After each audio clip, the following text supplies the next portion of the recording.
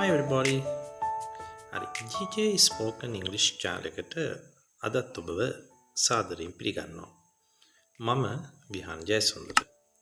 අද මම ඔයගලන්ට කියලා දෙන්න යන්නේ වමනය කරනවට මොකද්ද ඉංග්‍රීසි වලින් කියන්නේ කියලා. වමනය කරනවට ක්‍රියාපදය vomit. ඒකේ අතීත අවස්ථාව vomited වෙනවා. ඒකට ed එකතු වෙනවා. past participle එක මත අතීත කාලීන කෘදන්තයත් vomited වෙනවා. එතකොට දැන් අපිට මෙලෙස මේක කතා කරන්න පුළුවන්. දැන් මට නිකන් වමනට එන්න වගේ හදන්නේ. I feel like vomiting. A vomiting කියන එකටම I feel like throwing up කියලාත් කියනවා.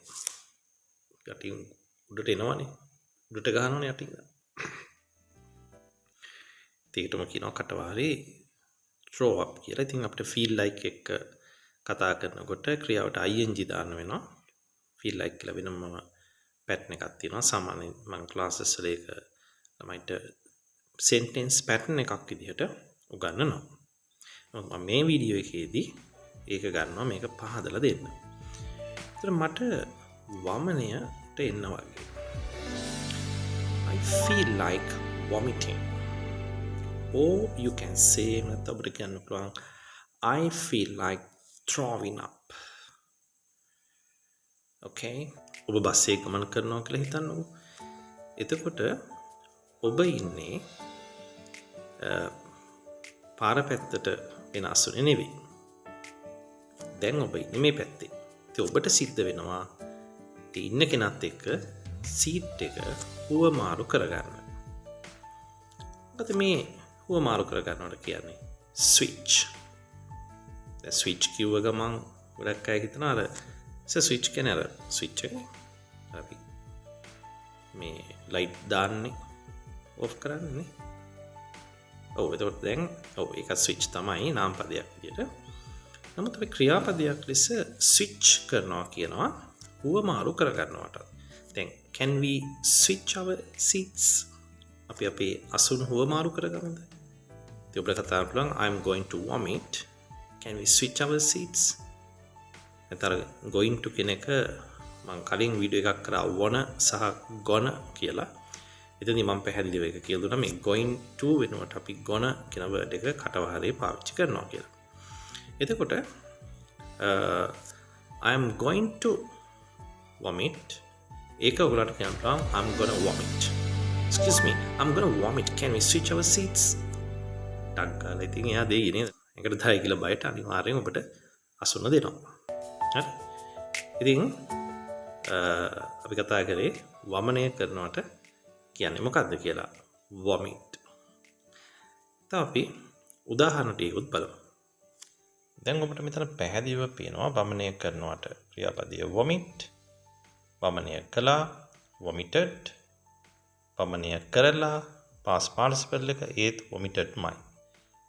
සමහර ඒවා අතීත ක්‍රියාපදයේම නැවත past participle එක බවටත් පත් වෙනවා. එතනදිත් එහෙමයි.